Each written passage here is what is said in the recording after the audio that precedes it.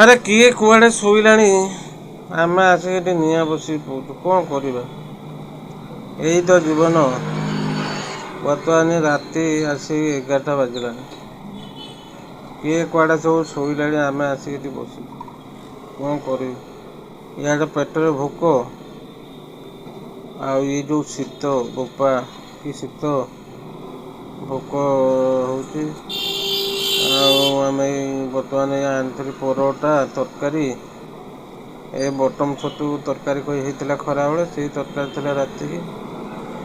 ଆଉ ସେଇଆକୁ ମୁଁ ଟିକେ ଖାଉଛି, ଆଉ ଆମ ବୁଢ଼ୀକି ଟିକେ ଖୋଇ ଦେଉଛି। କ'ଣ କରିବା, ମୋ ଝିଅ ଏଠି ଘର ଭିତରେ ବସିକି ପାଠ ପଢ଼ୁଛି, ଆଉ ଏଠି ଆମେ ବୁଢ଼ା ବୁଢ଼ୀ ଆସିକି ଏଠି ବସିକି ନିଆଁ ହଉଛୁ। ଆଉ ଏଇତ ଜୀବନ, ଆଉ କ'ଣ କହୁଛୁ।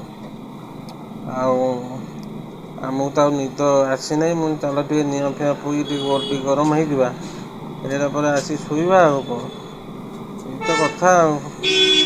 ଆଉ ସାଙ୍ଗମାନେ, ଆପଣ ବି ନିଆଁ ଫିଆଁ ପୁଉଥିବେ ଘରେ, ଥଣ୍ଡା ଏଇ ଯେଉଁ ଭଳିଆ ହେଉଛି, କି ଆପଣମାନେ ଶୋଇପଡ଼ିବେନି, ଶୋଇ ସାରିକି ଆମ ଭିଡ଼ିଓ ଦେଖୁଥିବେ ନା କ'ଣ। ସେ ଗୋଟେ ମାନେ କ'ଣ କହିଲ, ଏ କମଳ ଭିତରେ ଶୋଇକି ମୋବାଇଲ ଦେଖିବା, ସେ ଗୋଟେ ମଜା ଅଲଗା ନା। ମୁଁ ବି ସେମିତି ବା ଶୋଇକି ଦେଖେ। ଆଉ ଯାହା ହଉ, ଆମକୁ ଏମିତି ଟିକେ ଭଲ ପାଉଥାଅ। ଆଉ କ'ଣ କରିବା, ଆମେ ତ ଭାଇ ଗରିବ ଲୋକ, ଆଉ ସପୋର୍ଟ ଟିକେ କରୁଥାଅ। ମୁଁ ବି ଆପଣଙ୍କ ସାଥିରେ ସବୁବେଳେ ଅଛି, ରହିବି ମଧ୍ୟ। ଆଉ ସାଙ୍ଗମାନେ, ଶୁଭରାତ୍ରି। ପୁଣି ଦେଖା ହେବା ଗୋଟେ ନେକ୍ସଟ ଭିଡ଼ିଓରେ। ଜୟ ଜଗନ୍ନାଥ ସାଙ୍ଗମାନେ।